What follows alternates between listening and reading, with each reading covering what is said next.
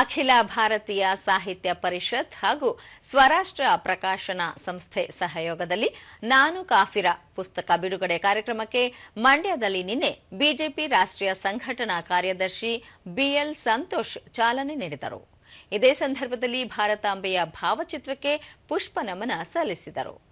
ಈ ವೇಳೆ ಸಂಸದ ಯದುವೀರ ಕೃಷ್ಣ ದತ್ತ ಚಾಮರಾಜ ಒಡೆಯರ್, ಸ್ವರಾಷ್ಟ್ರ ಪ್ರಕಾಶನದ ಚಂದ್ರಶೇಖರ ದಡದಪುರ, ಲೇಖಕ ಡಾಕ್ಟರ್ ಸುಧಾಕರ ಹೊಸಳ್ಳಿ, ಶಿಕ್ಷಣ ತಜ್ಞರಾದ ಮೀರಾ ಶಿವಲಿಂಗಯ್ಯ ಸೇರಿದಂತೆ ಹಲವರು ಉಪಸ್ಥಿತರಿದ್ದರು.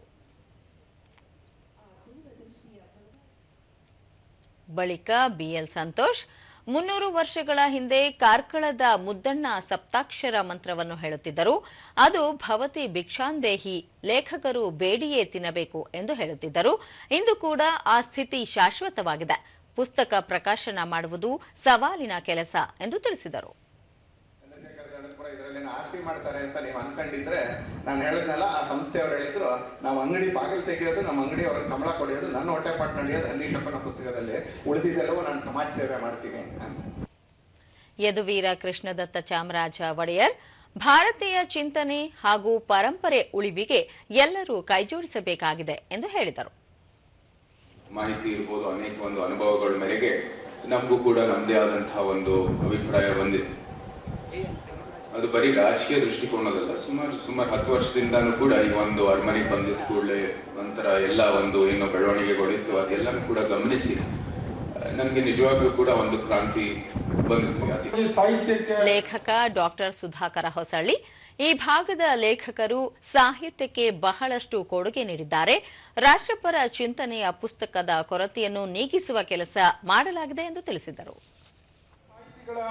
ಬರವಣಿಗೆಗಳು ಹೃದಯ ಸ್ಪರ್ಶಿಯು, ಜ್ಞಾನಸ್ಪರ್ಶವು ಮತ್ತು ಮಾರ್ಗದರ್ಶಿಯಾಗಿ ಇದೆ.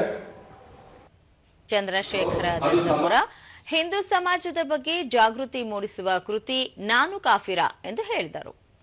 ನಮ್ಮ ಪ್ರಕಾಶನದಿಂದ ಬರುವಂತಹ ಸಾಹಿತ್ಯ ಹಿಂದೂ ಸಮಾಜದ ಜಾಗೃತಿಯ ಬಗ್ಗೆ, ನಮ್ಮ ದೇಶದ ಪರಂಪರೆ, ದೇಶದ ಅಖಂಡತೆ ಮತ್ತು ಸಾಂಸ್ಕೃತಿಕ ಬೇರುಗಳನ್ನ ಹೊರತರುವಲ್ಲಿ ನಮ್ಮ ಪ್ರಕಾಶನ ಕಾರ್ಯನಿರ್ವಹಿಸುತ್ತೆ.